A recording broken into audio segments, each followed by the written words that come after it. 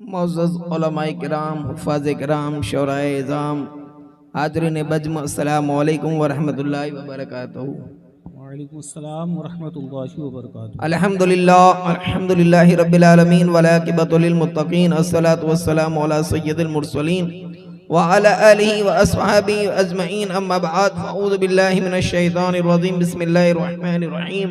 रदियल्लाहु अन्हु व रदू अन, सदक़ल्लाहु मौलाना अज़ीम व सदक़ रसूलुल्लाहि नबियुल अमीरुल मुख्तारुल करीम व नहनु अला ज़ालिका लमिनश शाहिदीन व ज़ाकिरीन वल्हम्दुलिल्लाहि रब्बिल आलमीन। आइए सबसे पहले हम और आप मिलकर बारगाह रिसालत व आले रिसालत सल्लल्लाहु तआला अलैहि वसल्लम में दरूद पाक का नजराना पेश करें और पढ़े अल्लाहुम्मा सल्लि अला सय्यदना व नबियना व मौलाना मुहम्मद व आलिहि व अस्हाबिहि व बारिक वसल्लम। सलातु व सलाम अलैका या रसूल अल्लाह सल्लल्लाहु तआला अलैहि वसल्लम। इमाम अली मुकाम शहीदुल शौदा इमाम हुसैन रदियल्लाहु ताला अन्हु की बारगाह में कुछ अशार खिराज अकीदत पेश करें, सुमात फरमाए। दिल की दुनिया को बसाएंगे हुसैन इब्ने अली, दिल की दुनिया को बसाएंगे हुसैन इब्ने अली, फूल खुशियों के खिलाएंगे हुसैन इब्ने अली। तुमने इतना बड़ा एहसान किया है हम पर, तुमने इतना बड़ा एहसान किया है हम पर, हम तुम्हें न भूल पाएंगे हुसैन इब्ने अली, हम तुम्हें न भूल पाएंगे हुसैन इब्ने अली। सिद्दते गर्मी मैसर का मुझे खौफ क्या, सिद्दते गर्मी मैशर का मुझे खौफ क्या, अपने दामन में छुपाएंगे हुसैन इब्ने अली, अपने दामन में छुपाएंगे हुसैन इब्ने अली। हश्र के रोज जहन्नम से गुनाहगारों को, हश्र के रोज जहन्नम से गुनाहगारों को कह कह कर मौला से बचाएंगे हुसैन इब्ने अली, कह कह कर मौला से बचाएंगे हुसैन इब्ने अली। हश्र के रोज बड़ी बज़्म में तुझको ए यजीद, हश्र के रोज भरी बज़्म में तुझको ए यजीद, तेरी औकात बताएंगे हुसैन इब्ने अली, तेरी औकात बताएंगे हुसैन इब्ने अली। जानते थे मेरे आका ये हमेशा से नईम, जानते थे मेरे आका ये हमेशा से नईम, सर को सजदे में कटाएंगे हुसैन इब्ने अली, सर को सजदे में कटाएंगे हुसैन इब्ने अली। दरूद पाक पढ़े अल्लाहुम्मा सल्लि अला सय्यदना व नबियना व मौलाना मुहम्मद व आलिहि व अस्हाबिहि व बारिक वसल्लम। सलातु व सलाम अलैका या रसूल अल्लाह सल्लल्लाहु तआला अलैहि वसल्लम। जैसा कि कल आपसे ऐलान हुआ था कि आज की हमारी गुफ्तगू खुलफाए अरबा पर होंगी, लेकिन खुलफाए सालासा तक हम इंशाअल्लाह आज मुकम्मल करके कल से जिक्र अहले बैत शुरू करेंगे। इनकी फजीलतें कल भी मैंने आप हजरात की समाअतों की दहलीज तक पहुंचाई थी कि खलीफा अव्वल हजरत सैयदना सिद्दीक़ अकबर रदियल्लाहु ताला अन्हु,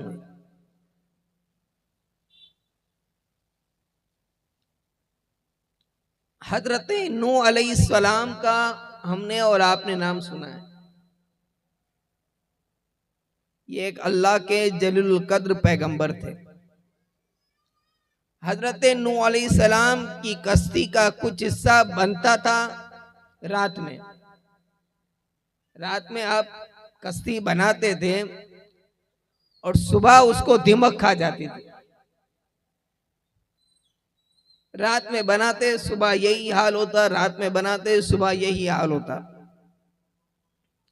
आपने अल्लाह तबारक व तआला की बारगाह में शिकवा किया कि अल्लाह ताला ये क्या हो रहा है कि मैं रात में कश्ती बनाता हूं, सुबह उसे दिमक खा जाती है। माजरा क्या है?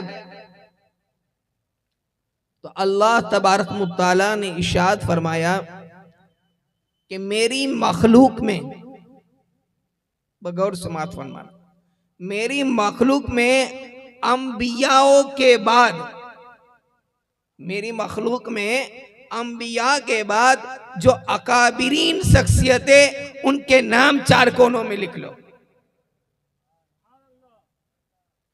अंबिया के बाद जो अकाबिर हैं, उन चार शख्सों के नाम कश्ती के चार कोने पे लिख लो। हजरत नूह अलैहिस्सलाम ने कहा, अल्लाह वो चार लोग कौन है? तो अल्लाह तबारक व तआला ने कहा, मेरे हबीब अलैहिस्सलाम के उम्मत के चार फर्द, पहला अबू बकर, दूसरा उमर, तीसरा उस्मान और चौथा अली।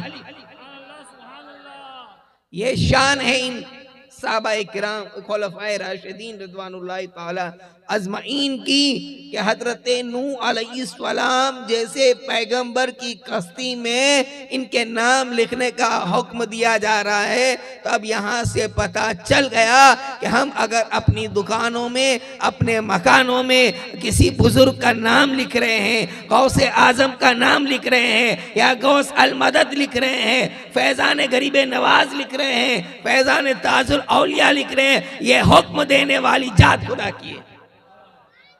ये हुक्म देने वाली जात अल्लाह तबारक व तआला की है।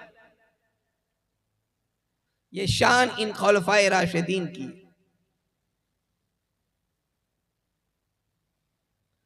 एक मर्तबा अल्लाह के नबी सल्लल्लाहु अलैहि वसल्लम इरशाद फरमाते हैं कि हजरत जिब्राइल अलैहिस्सलाम तशरीफ लाए और जन्नत से सेबों का एक तबाक लेकर आए जिसपे कपड़ा लगा हुआ था, और अर्ज किया कि या रसूलल्लाह सल्लल्लाहु अलैहि वसल्लम, आप अपनी मोहब्बत करने वालों में ये बांट दीजिए, पेश कीजिए।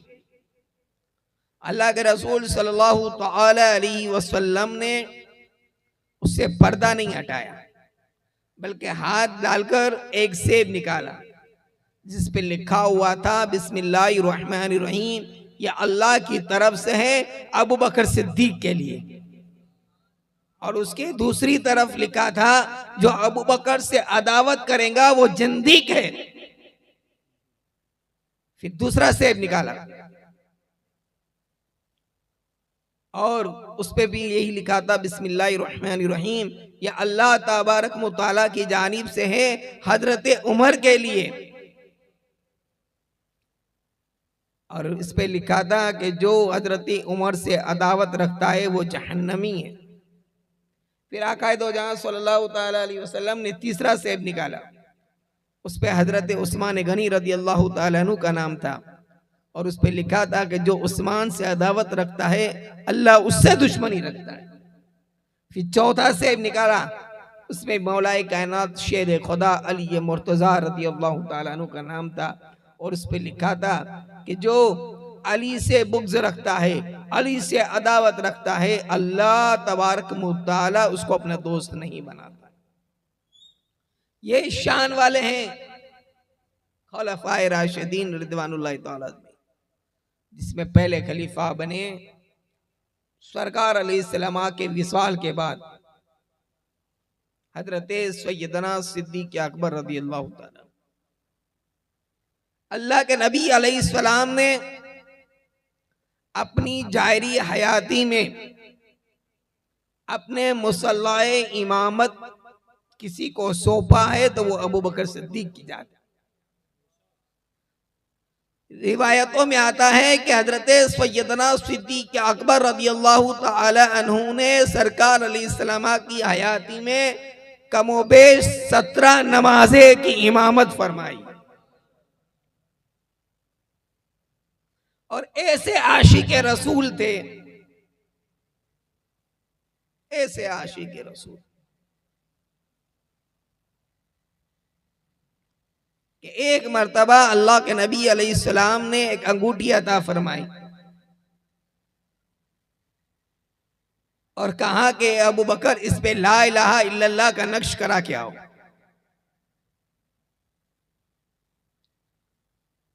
हजरत सैयदना अबू बकर सिद्दीक रज़ी अल्लाह ताला अन्हु वो अंगूठी लेकर गए और उस पर ला इलाहा इल्लल्लाह का नक्श और मोहम्मद रसूलुल्लाह लिखा क्या है। जब आप तशरीफ लाए और अंगूठी सरकार अलैहिस्सलाम को पेश किया तो मेरे आका अलैहिस्सलाम ने क्या देखा कि अंगूठी पे लिखा था ला इलाहा इल्लल्लाह मोहम्मद रसूलुल्लाह सल्लल्लाहु अलैहि वसल्लम और अबू बकर सिद्दीक का नाम भी था साथ में।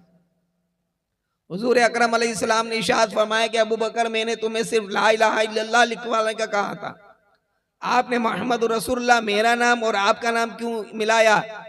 तब इश्के अबू बकर सिद्दीक ने कहा कि या रसूलुल्लाह अलैहि वसल्लम, जिस रब ने कलमे में वाव न रखा हो, आपका नाम अपने नाम से जुदा ना रखा हो, अबू बकर को गवारा नहीं कि अल्लाह के नाम से आपको नाम को जुदा करे, इसीलिए मैंने आप अल्लाह के नाम के साथ आपका नाम लिख दिया। रही मेरे नाम की बात तो मुझे उसका इल्म नहीं है। ये दोनों दोस्तों में बात हो रही थी, यारों में गुफ्तगू हो रही थी कि जिब्राइल अलैहिस्सलाम तशरीफ लाते हैं और अर्ज करते हैं या रसूलुल्लाह सल्लल्लाहु ताला अलैहि वसल्लम, जिस तरह अबू बकर को अल्लाह के नाम से आपके नाम को जुदा करना गवारा न था, इसी तरह अल्लाह तबारक व तआला को आपके नाम से अबू बकर के नाम को जुदा करना गवारा नहीं। ये शान है हजरत सैयदना सिद्दीक अकबर रज़ी अल्लाह ताला अन्हु की। वो सिद्दीक अकबर हैं कि जिन्होंने जान भी अल्लाह के नबी के कदमों में लुटाई, हिजरत भी की, वतन की कुर्बानी दी, माल की कुर्बानी दी, जान की कुर्बानी दी, सब कुछ नबी की बारगाह में पेश करते रहे। आपने तकरीबन 2 साल 2 माह कुछ दिन खिलाफत को अंजाम दिया।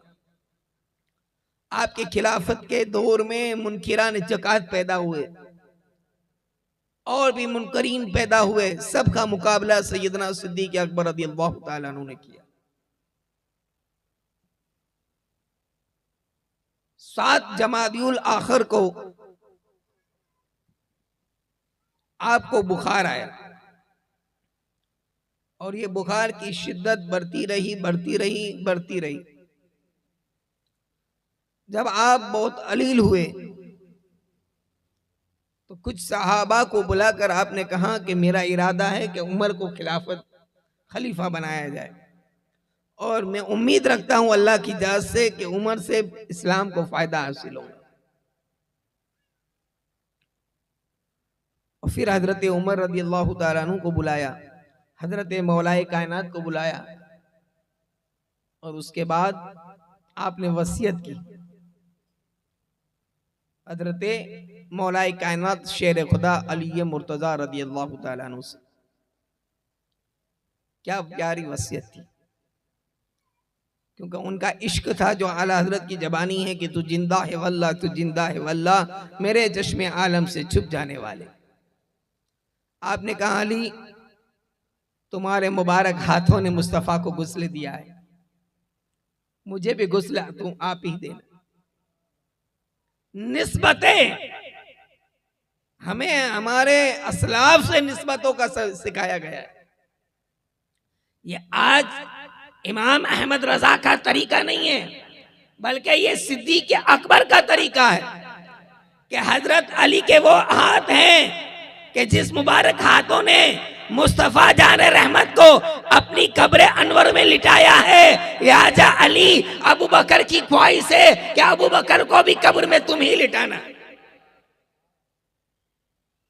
और फिर कहा कि मेरी एक ख्वाहिश है कि कदम मुस्तफा में मदफून हो, लेकिन मेरी ख्वाहिश के मुताबिक नहीं, सरकार की मर्जी हो तो मेरा जनाज़ाए मुक़द्दस तब तैयार हो जाए तो जालिए मुबारका के बाहर रख देना और सरकार की बारगाह में मेरा सलाम पेश करना।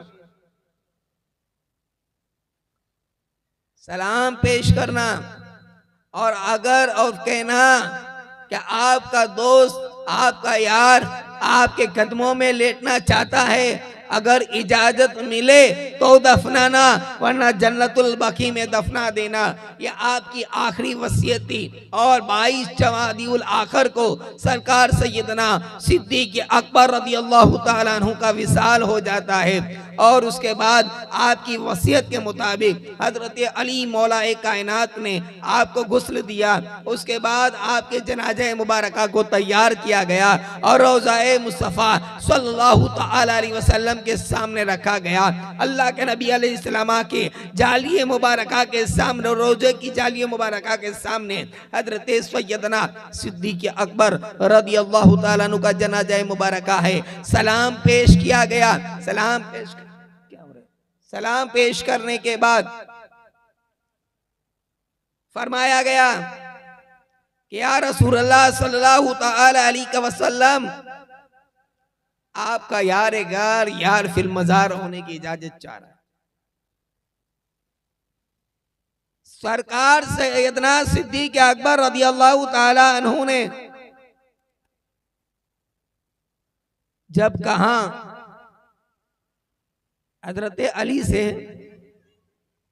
तो हजरत अली बाबुल इल्म थे।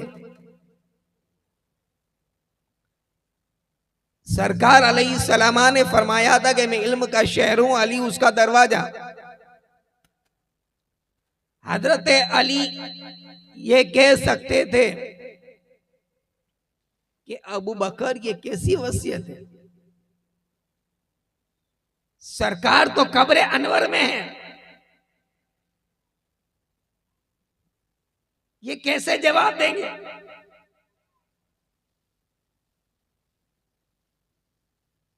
ये कैसे मुमकिन है कि आपकी वसीयत पर अमल किया जाए।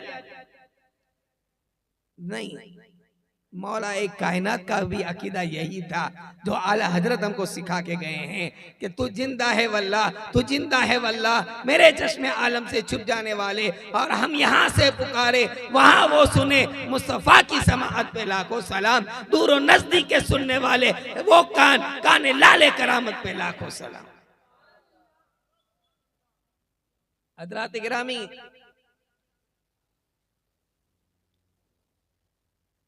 हजरत सैयदना मौलाए कायनात ने कोई शिकवा और शिकायत नहीं की, बल्कि जब हजरत सिद्दीक अकबर रदियल्लाहु ताला अन्हु का जनाजा मुबारक तैयार हो गया तो जालिए मुकद्दसा के सामने रखा गया, सलाम पेश किया गया और आपकी जो ख्वाहिश थी वो बताई गई। जैसे ही आपकी ख्वाहिश बताई गई, कब्र मुस्तफ़ा से, मज़ार अनवर से जवाब आता है कि हबीब हबीब से मिलने के लिए मुश्ताक है, हबीब को हबीब से मिला दिया जाए। जाली खुद ब खुद खुलती है और कदम मुस्तफ़ा सल्लल्लाहु ताला अलैहि वसल्लम में सैयदना सिद्दीक अकबर रदियल्लाहु ताला अन्हु को दफनाया जाता है। मुस्तफ़ा की मर्जी है कि सिद्दीक अकबर मेरे कदमों में रहे और तुम्हारी कोशिशें हैं कि वहां से इन दोनों को हटाया जाए। ये शान के बाद हजरत सैयदना सिद्दीक अकबर रदियल्लाहु ताला अन्हु का विसाल होता है। उसके बाद सरकार सैयदना अमीरुल मोमिनीन खलीफतुल मुस्लिमीन खलीफाए दोवम हजरत सैयदना उमर फारूक रदियल्लाहु ताला अन्हु खिलाफत के अंजाम को संभालते हैं, खलीफा बनते हैं और आपकी खिलाफत की मुद्दत तकरीबन 10 साल रही। 10 साल। मैं आपको और एक हदीस पाक सुनाता हूँ, हजरत इब्ने अब्बास रदियल्लाहु तबारक व तआला अन्हु जिसके रावी हैं। यहाँ तशरीफ लाइए, यहाँ जगह खाली है, अब वो बीच बीच में खाली रख देते तो हम भी क्या कर सकते हैं उसके लिए। जो बाहर बैठे हैं वो भी अंदर आ जाए तो अच्छा रहेगा। हजरत इब्ने अब्बास रदियल्लाहु ताला अन्हु से ये हदीस रावी हैं, बगौर सुनना, शायद आपने कभी ना सुना हो, पैसे ने नेमत के तौर पे कह रहा हूं। जाने कायनात सल्लल्लाहु ताला अलैहि वसल्लम फरमाते हैं कि मेरे पास हजरत जिब्राइल अलैहिस्सलाम तशरीफ लाए और मुझे खबर दी, या रसूल अल्लाह सल्लल्लाहु ताला अलैहि वसल्लम, जब अल्लाह तबारक व तआला ने हजरत आदम अलैहिस्सलाम को पैदा फरमाया और उनके जिस्म अतहर में रूह डाली, तो मुझे हुक्म हुआ कि जन्नत से एक सेब लेके जाओ, जन्नत से एक सेब लेके जाओ और हजरत आदम अलैहिस्सलाम के हलक में सेब के 5 कतरे डाले मैंने। कौन फरमाता है? हजरत जिब्राइल। हुक्म किसका था? अल्लाह तबारक व तआला का। यह हदीस के रावी हैं हजरत इब्ने अब्बास रदी अल्लाह ताला अन्हु। नूरुल अब्सार में यह हदीस मौजूद है। सेब के 5 कतरे हजरत आदम अलैहिस्सलाम की हलक में डाले। अल्लाह के नबी सल्लल्लाहु ताला अलैहि वसल्लम ने फरमाया, ए जिब्राइल, इसका मतलब क्या है? इसका क्या मीनिंग निकलता है? तो फरमाया, या रसूल अल्लाह सल्लल्लाहु ताला अलैहि वसल्लम, आवाज में गड़बड़ हो गई। 5 कतरे जो डाले गए, उसमें से पहले कतरे से आपको पैदा किया गया, दूसरे से अबू बकर सिद्दीक को पैदा किया गया, तीसरे से उमर फारूक को पैदा किया गया, चौथे से उस्मान गनी को पैदा किया गया और 5वें से मौलाए कायनात को पैदा किया गया। ये शान वाले हैं ये सहाबाए किराम, ये खुलफाए राशिदीन रिदवानुल्लाह ताला अजमईन।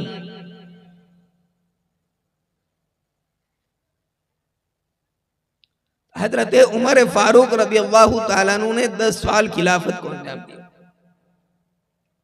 और आप बहुत सख्त मिजाज, ये सब जानते हैं, और जो हक पे रहता है वो सख्त रहता है, उसकी बात कड़वी लगती है, उसे लोग लाइक नहीं करते, और जो सब कामयाब मिट्ठू बन के घूमता है उसको लोग ज्यादा पसंद करते हैं, ज्यादा सुनते हैं, ज्यादा चाहने वाले रहते हैं। और हजरत उमर का जो सही आशिक होगा वो कभी जी हुजूरी वाला नहीं होगा।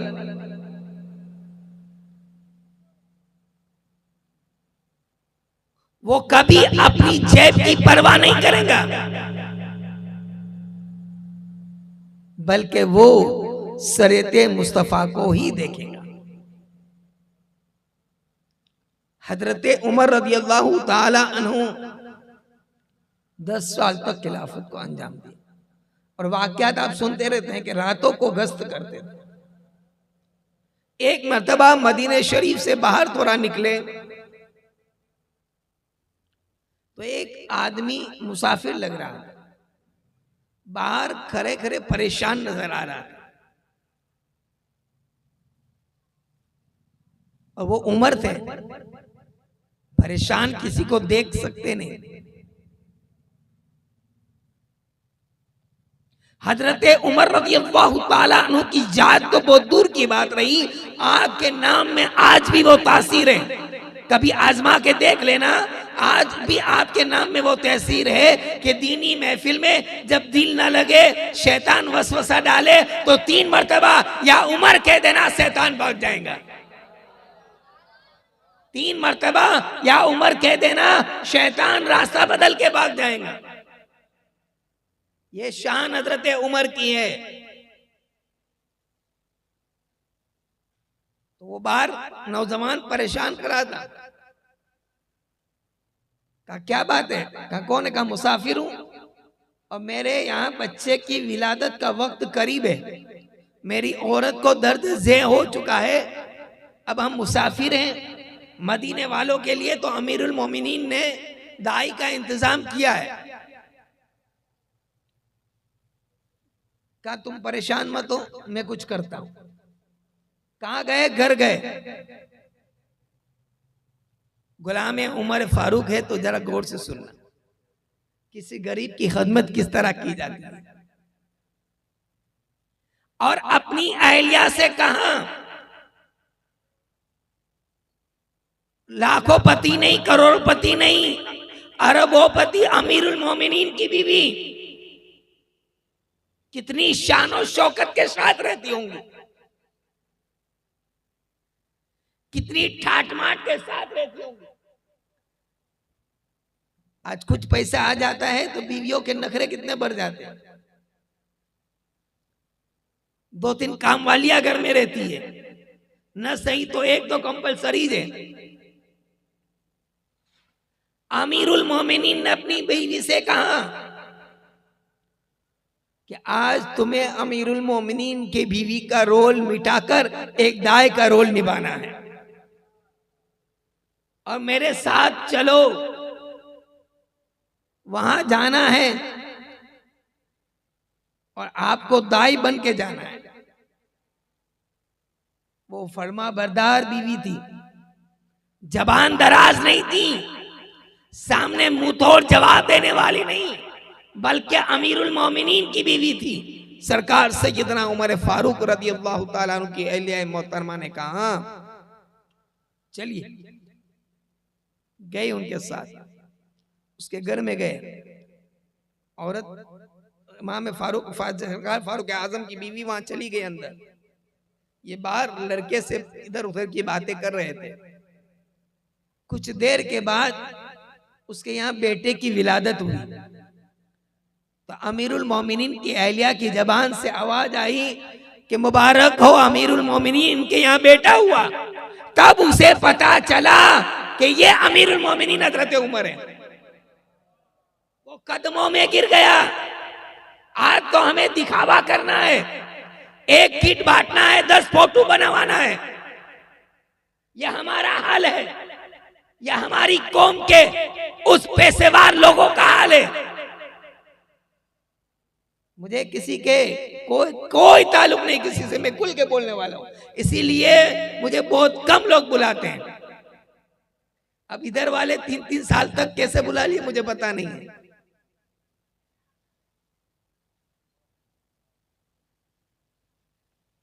खैर आइंदा साल की तो कोई जिंदगी रही तो उसकी बात है, तब है।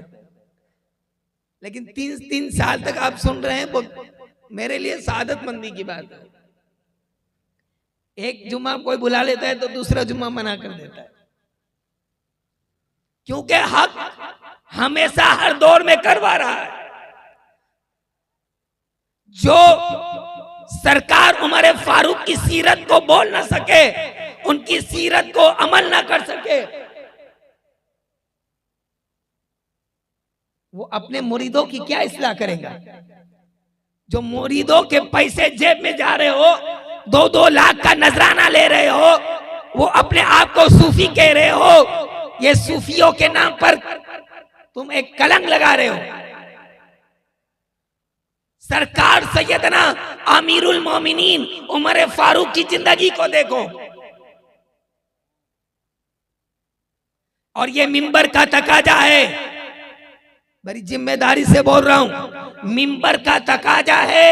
हक बात यहां से निकलनी चाहिए। किसी को बुरा लगे तो लगे, अच्छा लगे तो लगे, उसकी फिक्र मत करो। रिज्क का देने वाला अल्लाह है, उसे मुसब्बिबुल असबाब समझकर जो हक है वो बोल दो। अगर उसे रज्जाक समझते हो तो सामने वाले का चेहरा देखकर कभी बयान नहीं करोगे, कभी नहीं बोलोगे। बहरहाल जैसे ही सुना कदमों में गिर गया। हज़रत माफ करे, मुझे नहीं मालूम था कि आप अमीरुल मोमिनीन है। कहा माफ तो तू मुझे करना कि मेरे आने में ताखीर हो गई और तुझे तकलीफ हुई, तुझे तकलीफ हुई।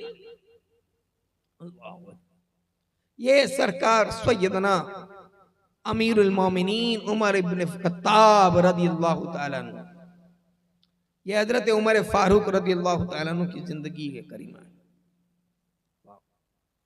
आप एक मर्तबा जुम्मतुल मुबारका में ताखिर से पहुंचे। देखिए, वादा खिलाफी और वक्त की पाबंदी ये इस्लाम सिखा रहा है। कुरान में है कि वक्त पर मुकर्ररा पर नमाज पढ़ो।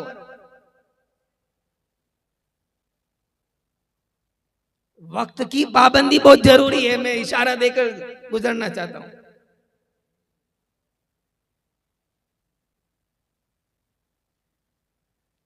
हजरत सैयदना उमर फारूक रदियल्लाहु ताला अन्हु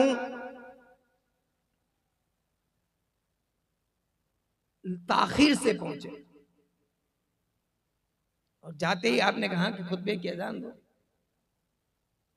साहबा ने पूछा कि अमीरुल मोमिनीन ताखीर क्यों हुई? सुनिए, अब क्यों ताखीर हुई?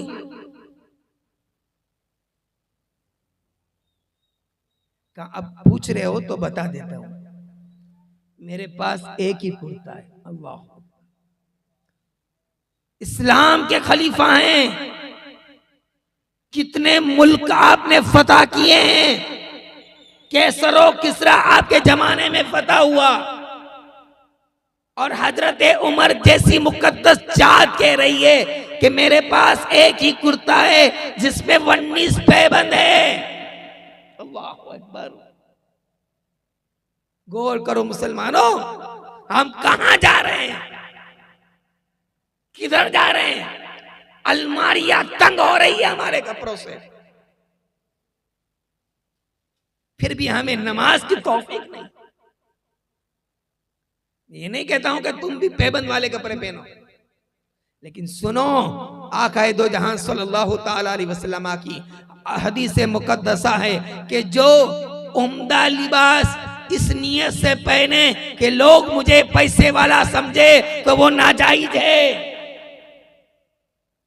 और फकीराना लिबास इस नियत से पहने कि लोग मुझे दीनदार समझे तो वो भी नाजायज है।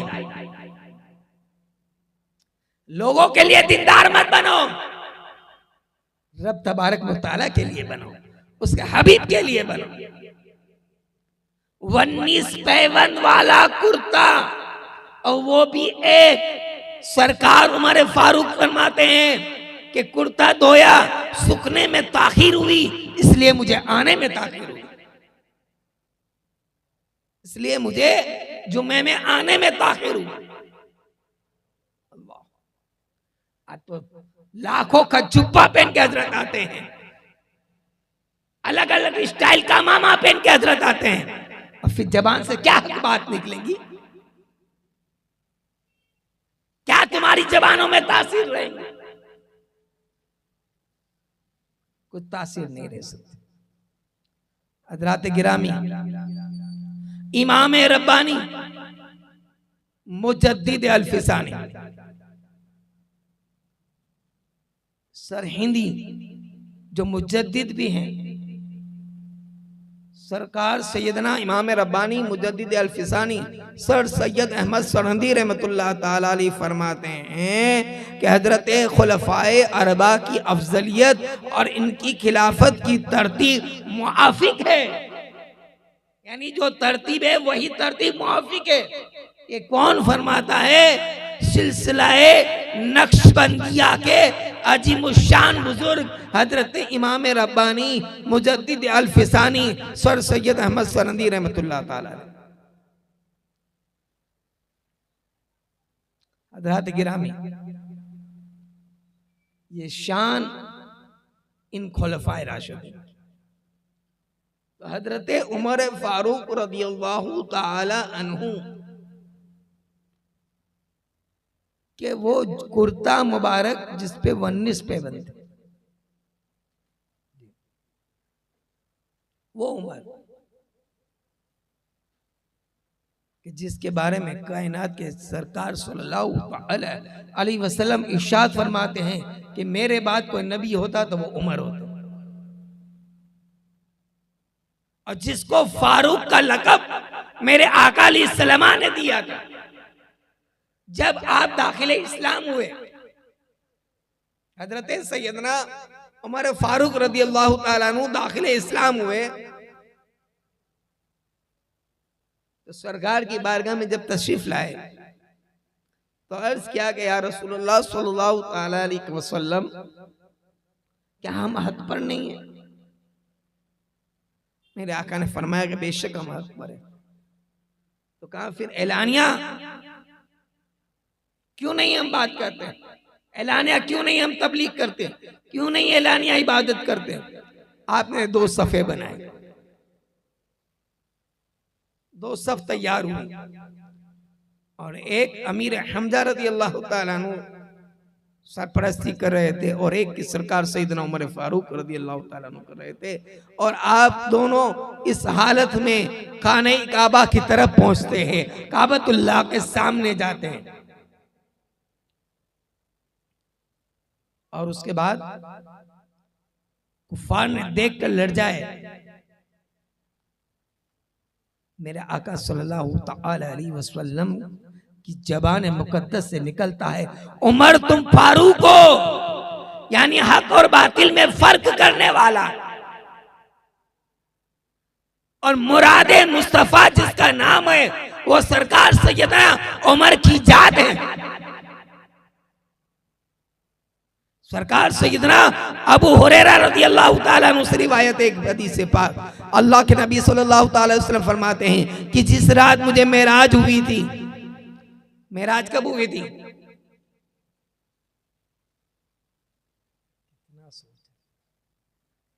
सरकार अलैहिस्सलाम को मेराज कब हुई थी? बोलिए ना, किसी को नहीं मालूम। 27 रजब। तो सरकार फरमाते हैं कि जिस रात मुझे मेराज हुई थी मैंने आफताब को देखा कि मशरिक से मगरिब की तरफ जा रहा था और उसकी पेशानी पे 2 सतर यानी 2 लाइन लिखी हुई थी। मैंने हजरत जिब्रील अलैहिस्सलाम से पूछा कि ये आफताब जो मशरिक से मगरिब की तरफ जा रहा है और इस पे जो 2 सतर लिखे हुए हैं, 2 लाइन लिखे हुए हैं, वो क्या है? तो सरकार सैयदना जिब्रील अलैहिस्सलाम ने कहा, या रसूलुल्लाह सल्लल्लाहु ताला अलैहि वसल्लम, इस पे लिखा हुआ है ला इलाहा इल्लल्लाह मुहम्मदुर रसूलुल्लाह अबू बकर शफीक और ला इलाहा इल्लल्लाह मुहम्मद रसूलुल्लाह उमर फारूक रफीक। ये शान ही नजरात की।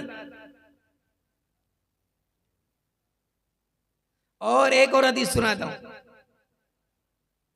अल्लाह के नबी सल्लल्लाहु अलैहि वसल्लम ने इरशाद फरमाया कि अबू बकर और उमर मेरे कान और आंख है। क्या कहना? सुभान अल्लाह नहीं कहेंगे?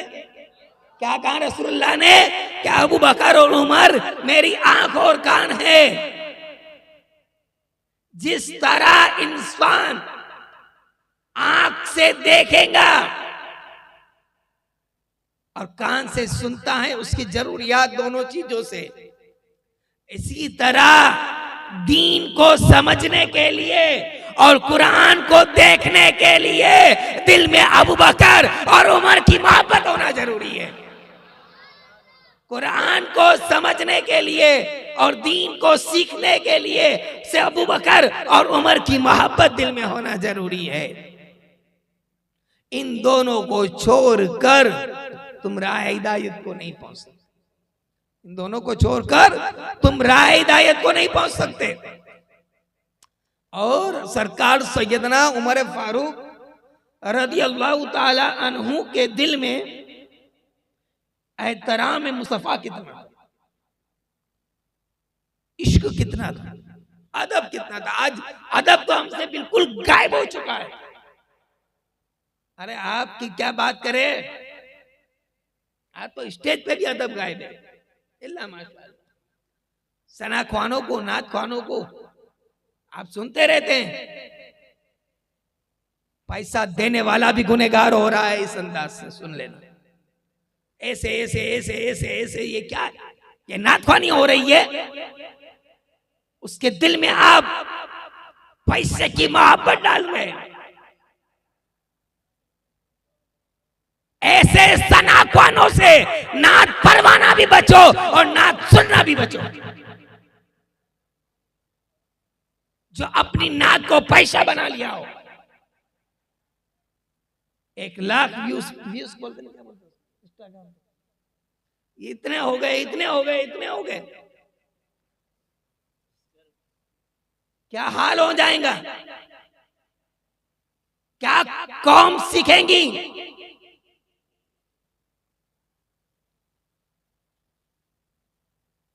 नात पढ़ना कि मना नहीं कर रहा हूं, लेकिन जो अंदाज हजरत हसन का था वो अंदाज अपनाओ, जो अंदाज इमाम अहमद रजा का था वो अपनाओ, जो अंदाज हमारे बुजुर्गों का था वो अपनाओ। पूरी रात नात ख्वानी में लगे रहते हैं, नात ख्वां का भी फजर गायब और सुनने वालों की भी फजर गायब। एक नात ख्वां के साथ मैंने सफर किया था, नागपुर के ही, मैं नाम नहीं लूंगा, आप अच्छे से उसको जानते हैं। 2 दिन का हमारा सफर था, 2 दिन में एक नमाज पढ़ते हुए मैंने उसको नहीं देखा हूं।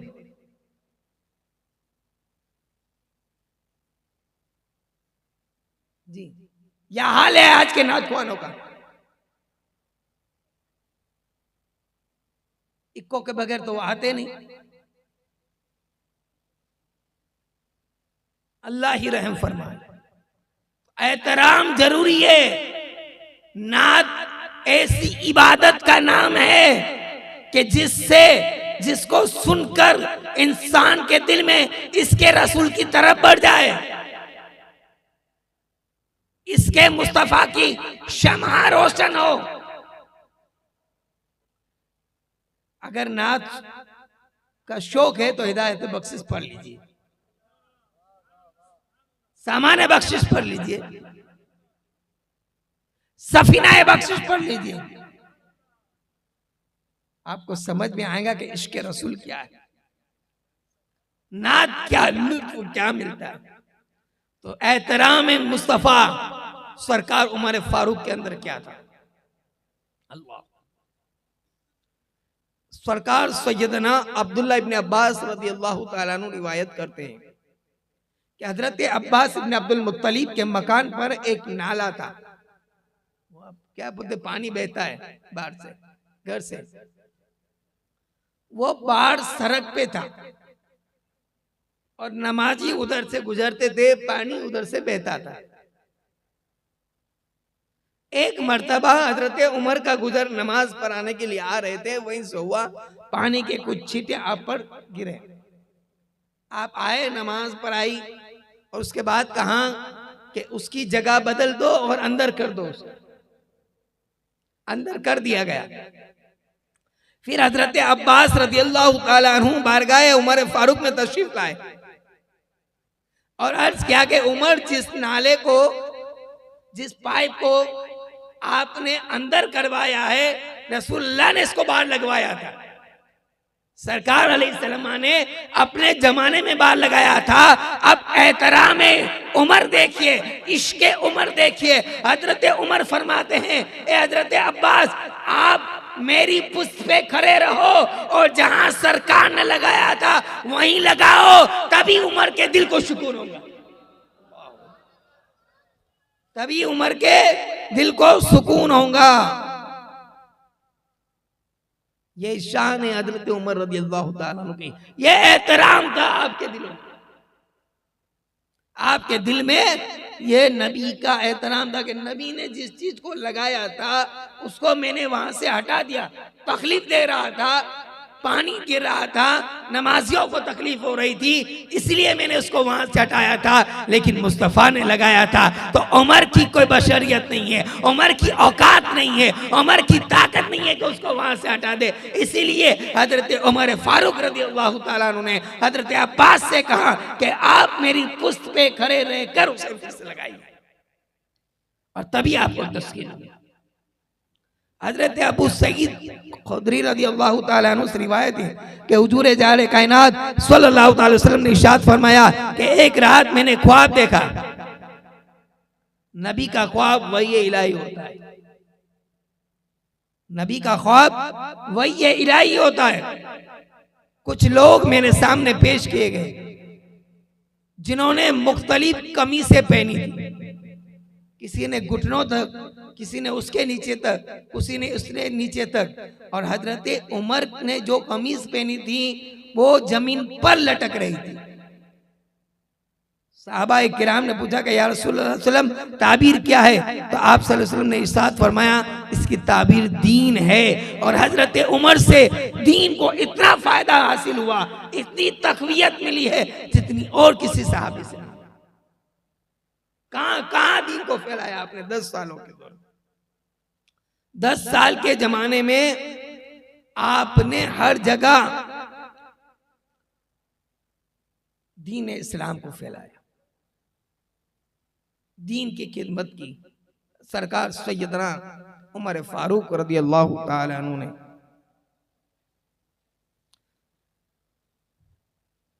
दरूद पाक पर अल्लाहुम्मा सल्ली अला सय्यिदिना व नबीना मौलाना मुहम्मद व आलिहि व अस्हाबिहि व सल्लम।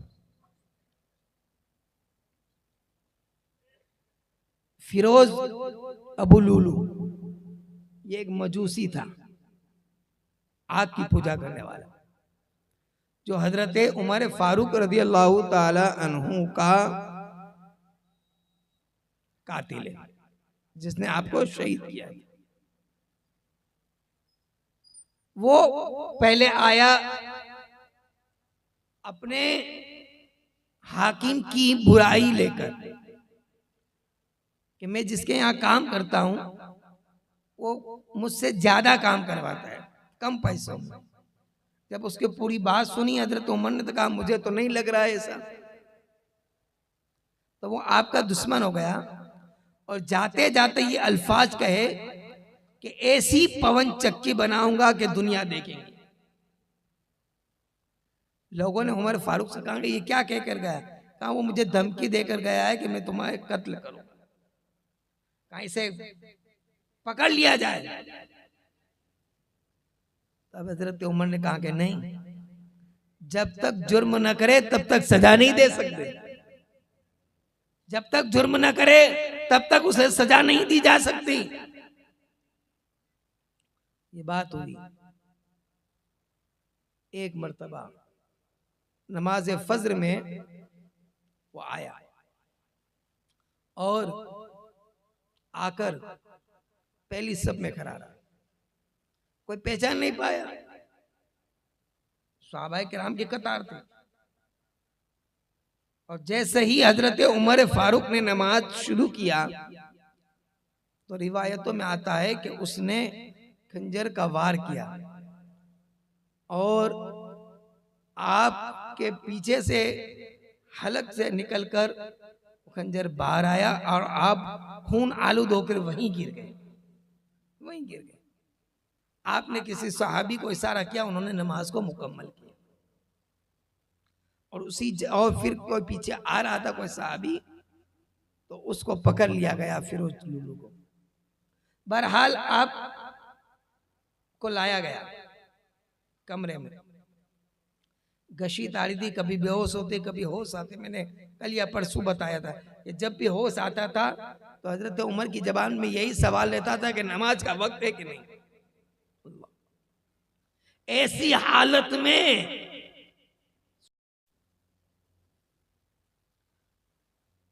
आखिरकार आपने अपने साहबजादे को बुलाया हजरत अब्दुल्लाह इब्न उमर और उसे वसीयत की कि जा पहले मां आयशा सिद्दीका रज़ी अल्लाह ताला अन्हा के पास और उनसे पूछ कि अगर वो इजाजत देंगे तो उमर अपने दोनों दोस्तों के कदमों में मदफून होना चाहता है। हजरत अब्दुल्लाह इब्न उमर मां आयशा सिद्दीका रज़ी अल्लाह ताला अन्हा के पास गए और इजाजत तलब की। तो मां आयशा ने कहा कि वो जगह तो मैंने मेरे लिए रखी थी, लेकिन मैं अपने आप को उमर पे तरजीह दे रही हूँ, यानी मुझसे ज्यादा बेहतर उमर है उस जगह के लिए, तो मैं हजरत उमर के लिए वो खुशी खुशी इजाजत दे रही हूँ। और फिर हजरत उमर ने क्या कहा सुनना, दूसरी वसीयत कि मेरा कुछ कर्जा है, ये उन लोगों के लिए है जिसकी देने की नीयत ना हो। देने की नीयत हो और ताकीर हो रही हो वो अलग मसला है। उसमें कर्जदार को सवाब मिलेगा जितनी इसे मोहलत देगा वो।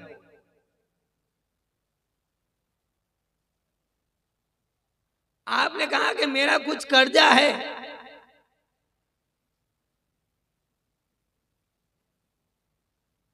और मेरा एक मकान है,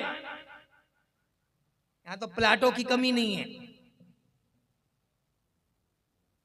क्या कहा खलीफतुल मुस्लिमीन आमीरुल मोमिनीन ने कहा मेरा सिर्फ एक ही मकान है, उसे बेचकर मेरा कर्जा अदा कर देना। बेटे से वसीयत की।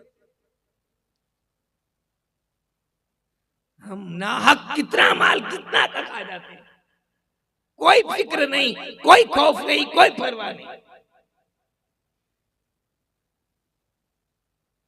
आला हजरत फाजिल बरेलवी फतवा रज़विया की 30वीं जिल्द में लिखते हैं कि अगर किसी ने किसी के 3 पैसे खाया है, पैसे रहे क्या रहे? अब आप कैलकुलेट कर लेना कितने पैसों का 1 रुपया बनता है, 1 रुपये से कितना बनता है, कितना बनता है और कितना खाया है। आला हजरत फरमाते हैं कि जिसने किसी के 3 पैसे खाया होगा, अल्लाह तबारक व तआला कयामत के दिन उसकी 70 बाजमात मकबूल नमाजें उसके नामे अमल में डाल देंगे। समझे कि नहीं? आप कुछ दिमाग में बात बैठी कि फिर से रिपीट करूं? क्या फरमाया कि जिसने दुनिया में किसी के 3 पैसे, अभी वो रहा नहीं, 3 पैसे खाए होगा, कयामत के दिन अल्लाह तबारक व तआला जिसने जिसके खाया होगा उसके नामाए आमाल से 70 नमाजें, सिर्फ नमाज नहीं बोला है, 70 नमाजें वो भी जो बाजमात, और बाजमात के बाद और एक कैद लगी जो मकबूल हुई हो। अब हमें पता है कि हमारी कौन सी नमाज अल्लाह की बारगाह में कबूल हुई हो, कौन सी नहीं हुई? बोलिए कौन बता सकता है? अब 70 नमाजें जो कबूल हुई है बाजमात वाली, वो इसके नामे अमाल में डाल दी जाएंगी। साहबा ने पूछा कि या रसूलुल्लाह सल्लल्लाहु तआला अलैहि वसल्लम, अगर 70 नमाजें न निकली तो? 70 नमाजें बाजमात मकबूल जमात होना ना, मकबूल नमाज होना। नमाजें बहुत पढ़े होंगे लेकिन कबूल किए वाली नहीं होंगी। किसी में वजू सही नहीं होगा, किसी में गुस्ल सही नहीं होगा, किसी में नमाज के मसाइल नहीं मालूम, तो शराइत नमाज कितनी है? अब जो सुनते हैं वो ना बताए, जो वो मंथली महीने में जो सुनते हैं मेरी गुफ्तगू, ये 4-5 हजरात बैठे हुए हमारे, आयशा वगैरह, मुनव्वर भाई वगैरह, हनीफ भाई है, तो वो ना बताए। बाकी दूसरों से मैं पूछ रहा हूँ कि शराइत नमाज कितनी है?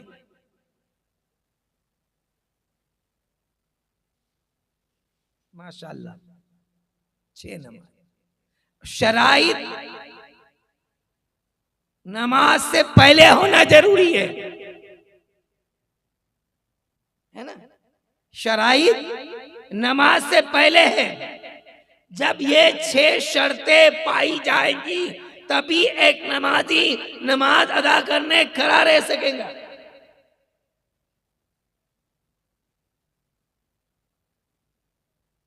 तो 3 पैसे खाए होंगे, उसका यह आलम।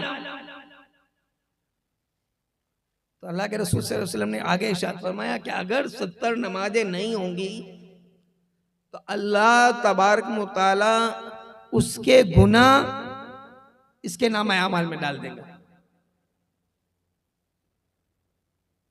और इसकी नेकियां तो वहां चली गई होंगी। ये आलम, खौफ है क्या? डर है क्या?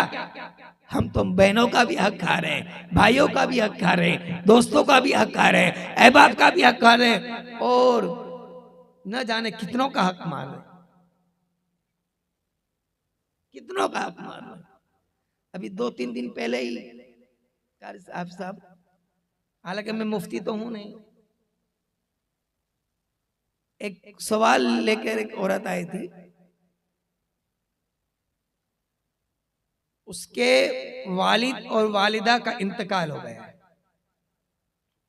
वालिद का इंतकाल अभी 2024 के मई महीने में हुआ है और वालिदा का इंतकाल 2014 में हुआ। वो मैं इसलिए बता रहा हूं ताकि हमें एहसास हो कि आज हमारी कौम क्या कर रही है। वो दो भाई थे, एक भाई का जवानी में वालिदैन के हाजिरी में इंतकाल हो गया था, 3 बहनें, वालिदा का एक मकान है। अब बड़े छोटा भाई पढ़ा लिखा नहीं था, तो वालिदा ने रजिस्ट्री बड़े भाई के नाम से करवाई, बड़े बेटे के नाम से, और उसमें ये कहा था कि तुझे इस सबको हक देना है।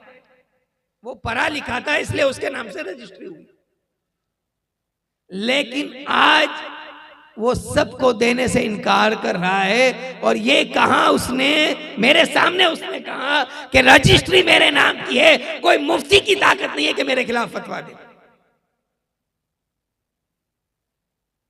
अल्लाह, ये कौम का हाल है। कलमा पढ़ने वाले मुसलमान का यह हाल। बेशक नमाज फर्ज है, लेकिन नमाज पढ़ते रहेंगे पढ़ते रहेंगे पढ़ते रहेंगे और यहां किसी का हक मारेंगे। सत्यों पे सत्य हो रहे और बार किसी का नाहक माल खाया जा रहा है। क्या उसको जवाब नहीं देना है? क्या उसका डर नहीं है कि बरोज महशर इसका जवाब देना पड़ेगा हमें? एक एक बात की पकड़ होने वाली है, गिरफ्त होने वाली है। अल्लाह तबारक व तआला ने दोनों बाजुओं पे लगा ही दिया है कंटिन्यू। इनका काम ही यही है कि तुम यहां बैठे हो तो इधर वाला लिख रहा है, और अगर कुछ ग़ीबत करोगे तो इधर वाला लिखेगा।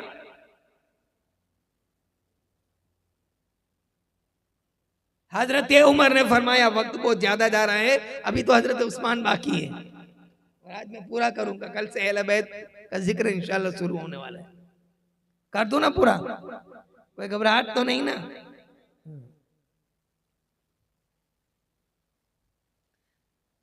हजरत उमर ने कहा कि मेरा एक मकान है, उसे बेच देना और मेरा कर्जा अदा कर देना, और फिर आपकी शहादत हुई।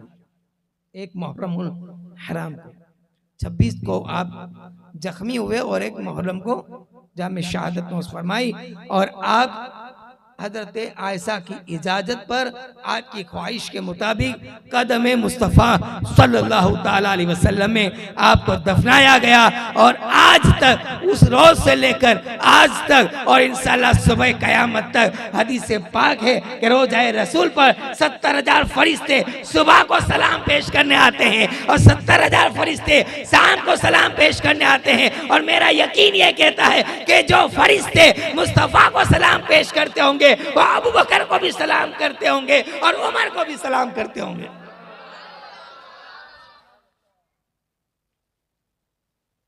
और एक बात, आखिरी बात हजरत उमर की सुनो, फिर इंशाअल्लाह मैं हजरत उस्मान पे आता हूं। आप झूम जाएंगे। अहले बैत से सहाबा की मोहब्बत इस तरह थी। आपकी किसी से ना इख्तलाफी हो तो आप उसे निकाह पढ़ाने बुलाएंगे क्या? बोलिए, बुलाएंगे क्या? अरे बोलिए ना। आप कान बनावे, आपका नफरत है, आपकी दुश्मनी है, आपकी उससे 36 का आंकड़ा है, आप उसे निकाह पढ़ाने तो क्या, निकाह में आने की भी दावत नहीं देंगे। इमाम हुसैन, सुभान अल्लाह कह दो पहले, इमाम हुसैन की निकाह बीबी शेरबानू से जो हुई, वो निकाह पढ़ाने वाला कोई और नहीं, हजरत उमर थे। इमाम हुसैन की बीवियां कितनी थी? इंशाल्लाह कल से आपको सुनना है वो कितनी बीवियां थी, कोई बता सकता है क्या? आज आप बता दो, कल मैं बताऊंगा।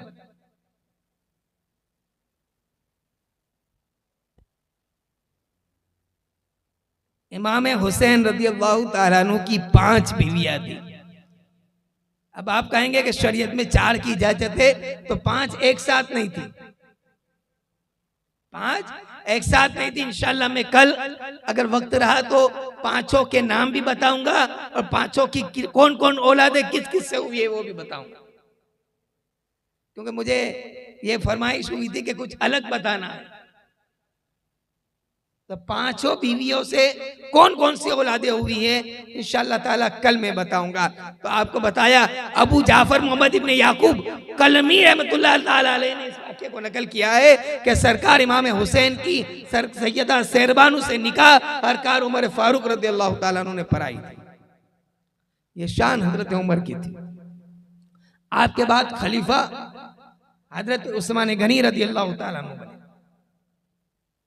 और आपने तकरीबन 12 साल तक खिलाफत को अंजाम दिया और वहीं से करबला आगाज हो रहा है। हकीकत में देखा जाए तो शहादत उस्मान गनी से, क्योंकि सरकार सल्लल्लाहु ने फरमाया था कि उमर फितनों का ताला है, उमर फितनों का ताला है, यानी जब तक हजरत उमर हयात रहेंगे कोई फितना खुल नहीं सकता। और एक हदीस में यह भी रसूलुल्लाह ने फरमाया था कि उमर फितनों का दरवाजा है, यानी उमर के शहादत के बाद फितनों का दरवाजा खुल जाएगा।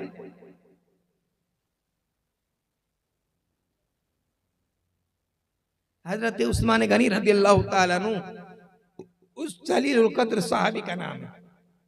अब ये सियाह कुछ भी लिखे माज़ल्लाह रब्बिल आलमीन आपको काफिर यहूदी लिखते हैं।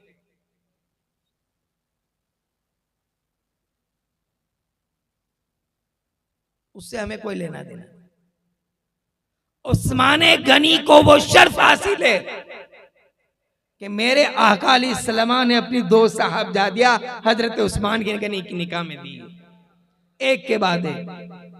पहले हजरत उम्मे रुकैया जिनका फतेह मक्का के दिन विसाल हुआ, उसके बाद उम्मे कुलसुम, और इतना ही नहीं मेरे आका ने उम्मे कुलसुम के विसाल के बाद जब हजरत उस्मान गनी को मायूस देखा, रोते हुए देखा, तो आका ने फरमाया ए उस्मान अगर मेरी 40 बेटियां होती तो एक के बाद एक तुम्हारी निकाह में। और आका तो जहां सल्लल्लाहु ताला अलैहि वसल्लम ने फरमाया कि उस्मान मेरा रफीक है। रफीक किसको बोलते हैं? खास दोस्त, जिससे हमराज की बातें हो।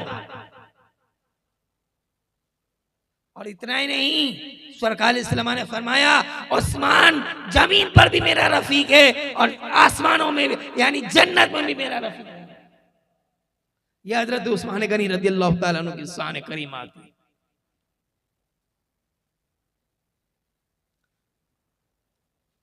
हुदैबिया एक मर्तबा अल्लाह के रसूल सल्लल्लाहु अलैहि वसल्लम तकरीबन 1400 सहाबा को लिए और उम्रे का इरादा किया। आज तो उम्रा भी हमारे लिए फैशन है, इल्ला माशाअल्लाह।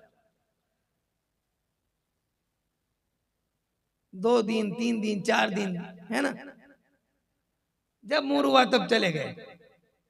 वो स्टेटस से पता चल जाता है कि बंदा गुम्बद खजरा के सामने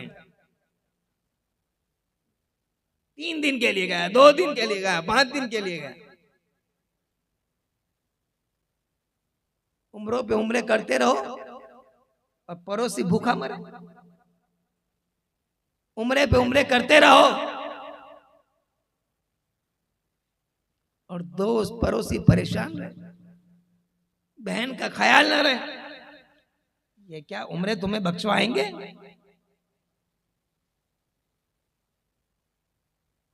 बहरहाल सरकार अलैहिस्सलाम ने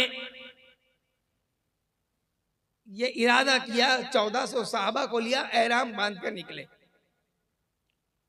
वहां कुफ्फार मक्का को पता चला कि हुजूर अकरम सल्लल्लाहु ताला अलैहि वसल्लम तशरीफ ला रहे हैं और हो सकता है कि सहाबा का जुर्मों ने जंग के इरादे से आए।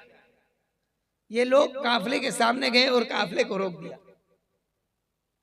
आका अलैहिस्सलाम ने फरमाया कि हमारा जंग का कोई इरादा नहीं है, मैं काबे का तवाफ करूंगा, सफा मरवा की सही करूंगा, जमजम पीऊंगा और आ जाऊंगा।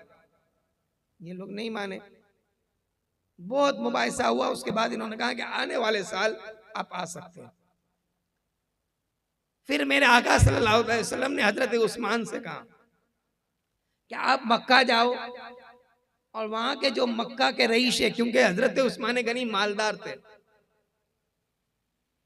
और जो मक्का के बड़े बड़े लोग हैं उनको जाकर कहो कि हमारा इरादा जंग को कतार का नहीं है, हम न तो जंग का कोई सामान लेकर आए न कोई हथियार लेकर आए, हम तो उम्रे की नियत से आए, हालत एहराम में है।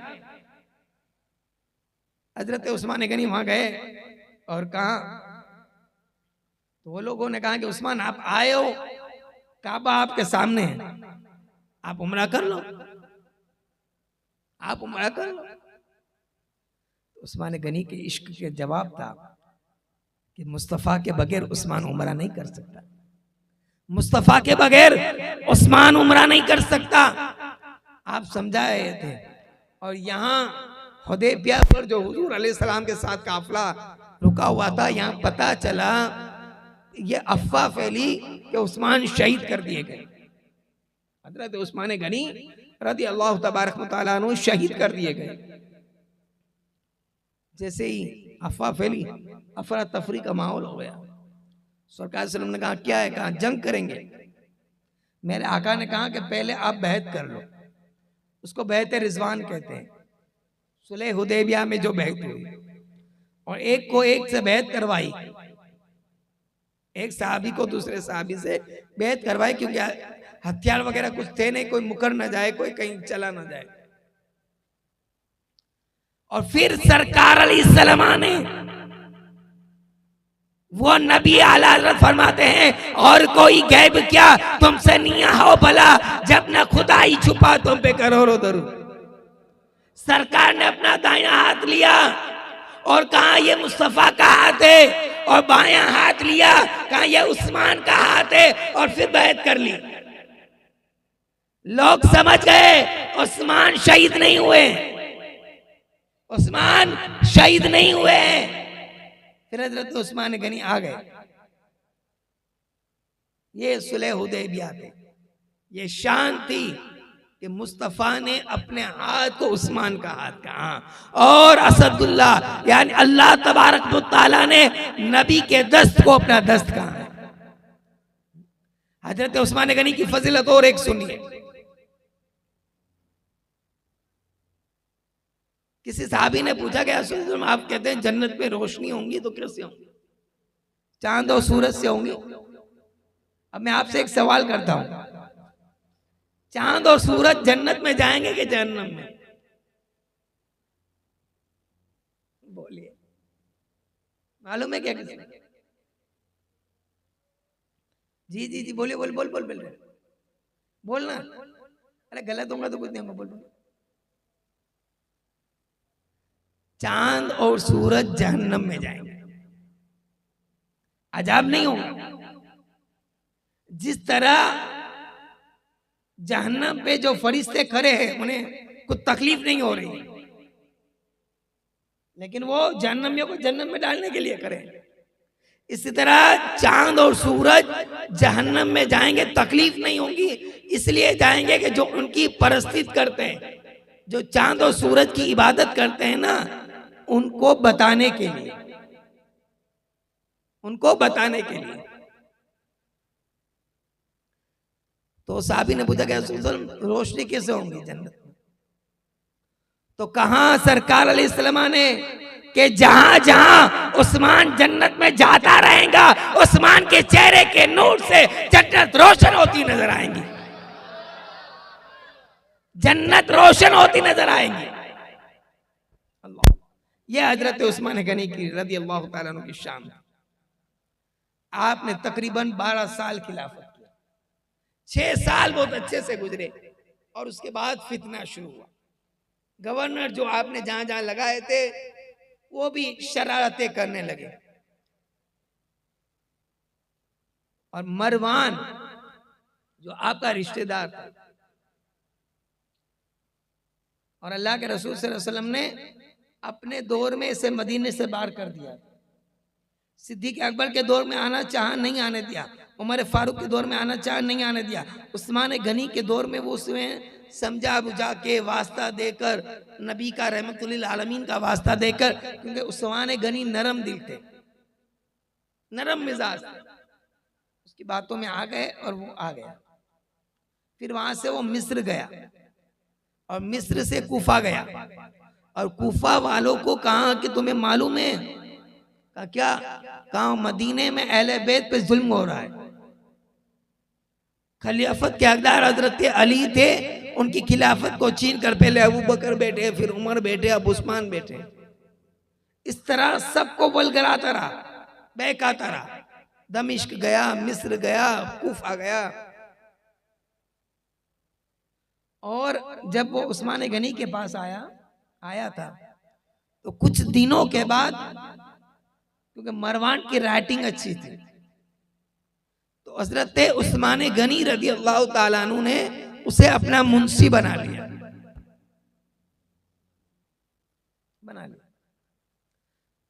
और एक अंगूठी सरकार इस्लामा के जमाने की थी, जिसपे मोहर नबूवत थे।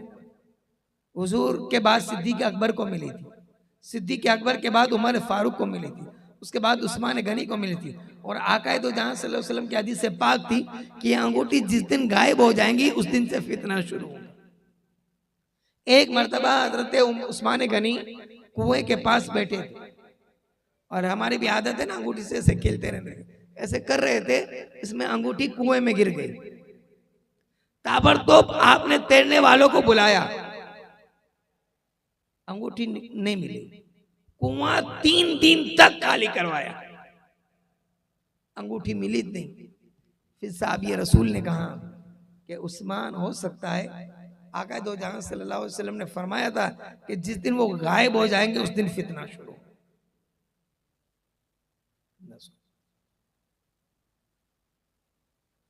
और मिस्र का गवर्नर वो भी बहुत जालिम था, लोगों की शिकायतें इधर से उधर से चारों तरफ से शिकायतें आने लगी थी।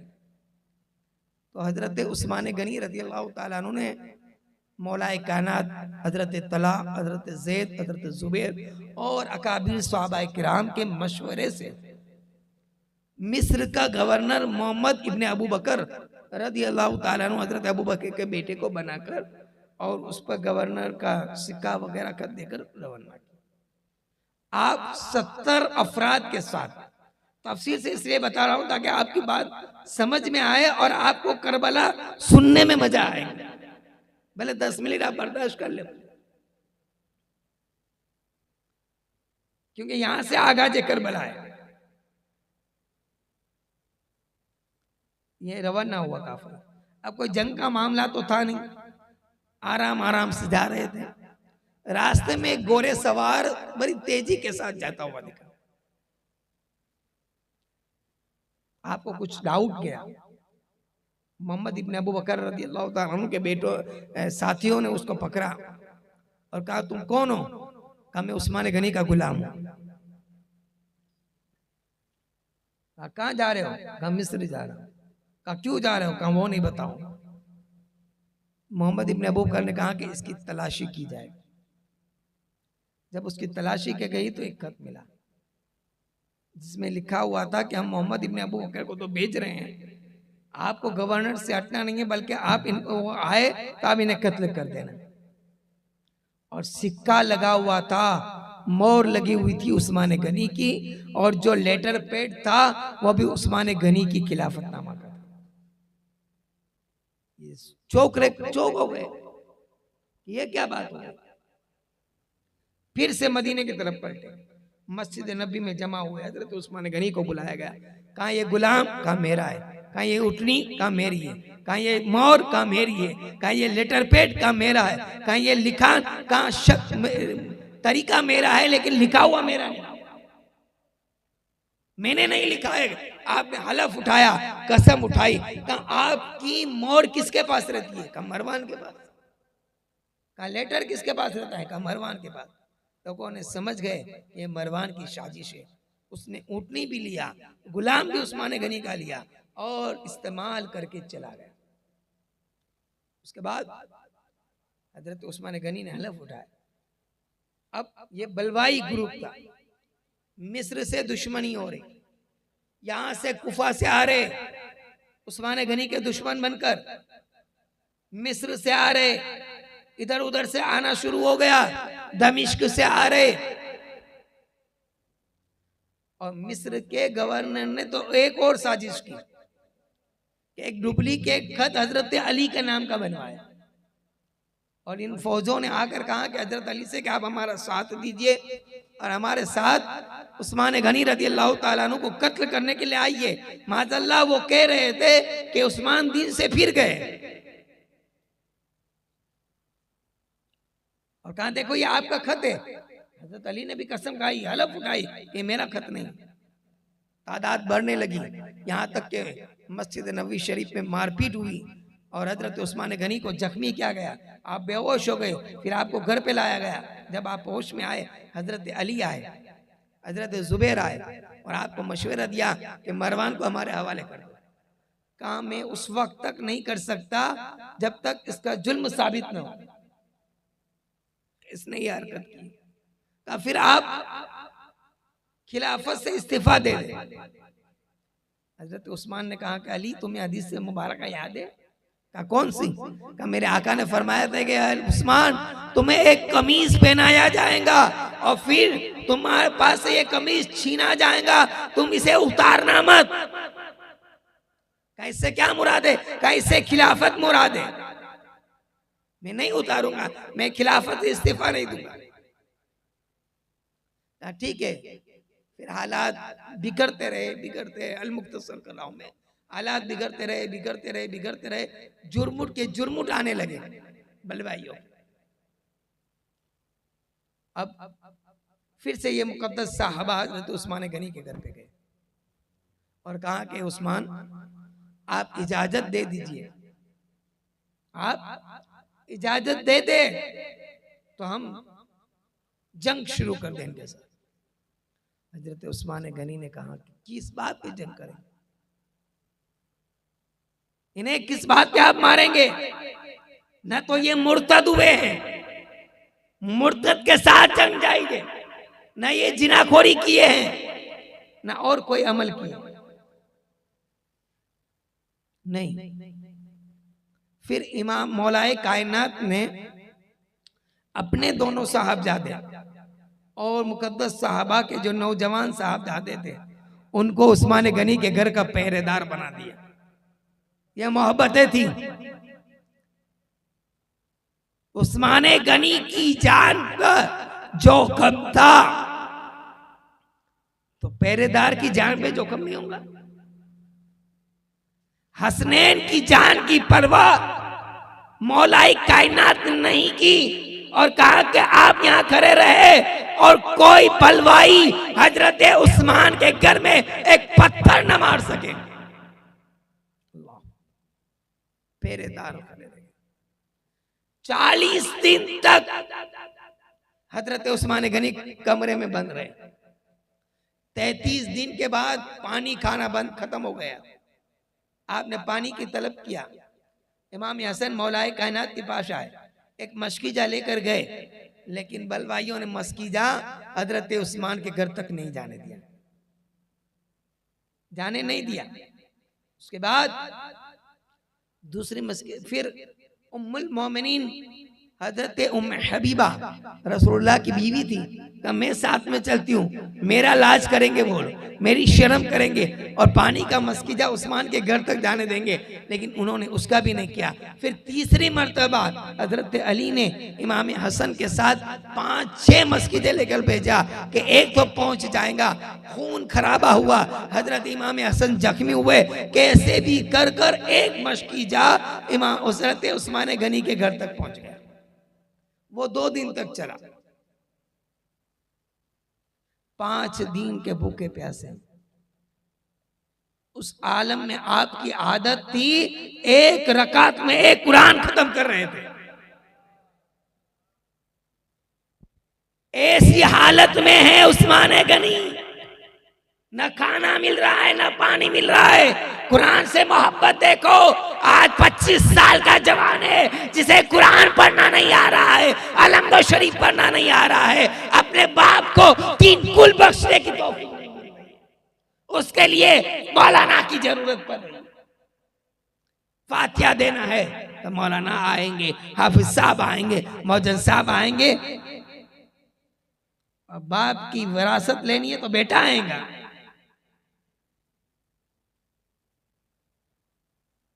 एक रकात में एक कुरान खत्म कर रहे थे उस्मान गनी रज़ियल्लाहु ताला अन्हु।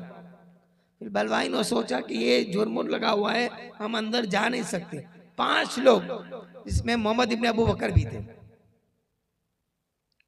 पीछे से दीवार उलट के अंदर गए। हजरत मोहम्मद इब्ने अबू बकर ने उस्मान गनी की दाढ़ी पकड़ी और कहा कि आपने ये साजिश की है। हम मैंने साजिश नहीं की। और कहा कि तुम्हारे बाप अबू बकर आज हयात होते तो तुम्हारा क्या हाल करते। मैं उनका अच्छा दोस्त हूं। जब ये सुना तो मोहम्मद इब्ने अबू बकर ने छोड़ दिया। फिर वो 4 लोगों ने आप पर नेज़ों के वार किए, जख्मी किया आपको। और आपकी अहलिया हजरत नाइला वहां बैठी थी, वो शोर शराबा कर रही थी, लेकिन लोग कोई बचाने नहीं आ सके क्योंकि इमाम हसन वगैरह तक आवाज नहीं पहुंच सकी। उसके बाद हजरत सरकार नाइला को उन्होंने धक्का दिया, आप गिर गई, आपका सर भी फूट गया। और हजरत उस्मान गनी रज़ियल्लाहु ताला अन्हु पर सीने पर एक बलवाई चढ़ जाता है और आप पर वार पे वार करता जा रहा है। और आपकी रगे मुबारका पर एक ऐसा वार किया कि आपने जामे शहादत में उस फरमा ली, इन्ना लिल्लाहि व इन्ना इलैहि राजिऊन। शोर शराबा हुआ। ये लोग अंदर आए, इमाम हसन इमाम हुसैन वगैरह, और बलवाइयों को पकड़ा। मुख्तसर सा घर था, छोटा सा घर था, कमरा था। मारपीट होने लगी। हजरत इमाम हसन वहां जख्मी हुए। फिर इन लोगों ने कहा कि जो हमारा मकसद था वो तो पूरा हो गया है, जिस काम के लिए हम आए थे वो काम तो हो गया है, अब इनसे लड़ेंगे। और अगर अल्लाह ना करे हसनैन में से कोई शहीद हो जाएगा तो कुरैश हमें छोड़ेंगे नहीं। वो 5 वहां से फरार हो गए।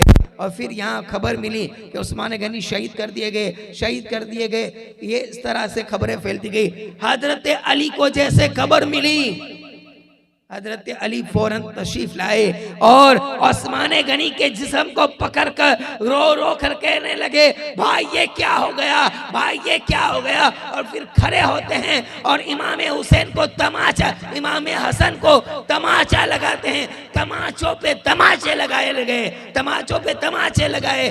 किताबों में आता है, इब्ने कसीर ने लिखा है, इमाम अजहर अस्कलानी ने लिखा है, इमाम अस्कलानी ने लिखा है कि आज तक इन शहजादों पे उंगली नहीं उठाई थी मौलाए कायनात ने, लेकिन हजरत उस्मान गनी की शहादत को खबर सुनकर तमाचे मारने लगे। आप कहते हैं कि दुश्मन थे आपस में। और हजरत इमाम हुसैन को मुक्का पेट पे मारा, आप गिर पड़े। एक रिवायत इब्ने कसीर की जो है और मुख्तलिफ रिवायत है, 2-3 रावियों का यह कौल है कि आपको 3 दिन के बाद तदफीन किया गया। और 1-2 रावी का कौल है इमाम अजहर अस्कलानी वगैरह का कि आपको उसी दिन तदफीन कर दिया गया। और आप इतनी शान वाले थे, लेकिन बलवाइयों का डर था। और मदीने के जो बहादुर लोग थे सहाबा इकराम, वो अक्सर बाहर जंगों में फुतुहात में थे, इस्लाम को फतेह देने में थे। वो लोग मदीने में मौजूद नहीं थे। अगर पहले दिन हुई या तीसरे दिन हुई या दूसरे दिन हुई, जब भी हुई, उस्मान गनी की जनाजे की नमाज में 17 लोग थे। हजरत जुबैर ने नमाज जनाजा पढ़ाई, 17 लोग थे। असरा मुबशरा में जिनका नाम है हजरत जुबैर। और एक हदीस सुनिए इब्ने उमर रज़ियल्लाहु ताला अन्हु से, बस आखिरी हदीस है पाक है।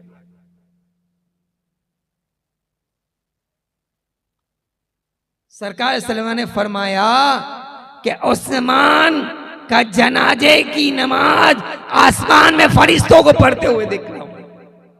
सरकार ने अपनी हयाती में फरमा दिया। ये शान हजरत उस्मान गनी जुन्नुरैन रज़ी अल्लाह ताला अन्हु की है, जिनके बारे में मेरे इमाम ने कहा कि नूर की सरकार से पाया 2 साला नूर का, नूर की सरकार से पाया 2 साला नूर का, हो मुबारक तुमको जुन्नुरैन ये जोरा। आज थक गए ना आप? बोलिए नहीं, पक्का ना? अब कल से आपको एक काम करना है। पहले तो अपने दिल में अपनी जायज मकसद जो पूरा ना होता उसकी नीयत कर क्या है। दूसरा, हो सके तो बावजू आए, क्योंकि कल से अहले बैत का जिक्र शुरू होगा और अहले बैत के जिक्र में जो अपनी मुराद लेकर बैठता है और सुनता है, अहले बैत उसकी मुराद को पूरी करते हैं। अहले बैत को मामूली ना समझो। और कल हम उस जात का जिक्र करेंगे कि जिसकी जात का जिक्र करना भी इबादत, अली का जिक्र इबादत, अली का नाम लेना इबादत। और अबू बकर के ने फरमाया अली के चेहरे को देखना मेरे मुस्तफा ने कहा इबादत। तो कल मुस्तफा के उस दामाद का जिक्र होगा। मैं बताऊंगा अली क्या क्या है। अली वाले हम हैं, अली क्या है वो इंशाल्लाह कल सुनेंगे।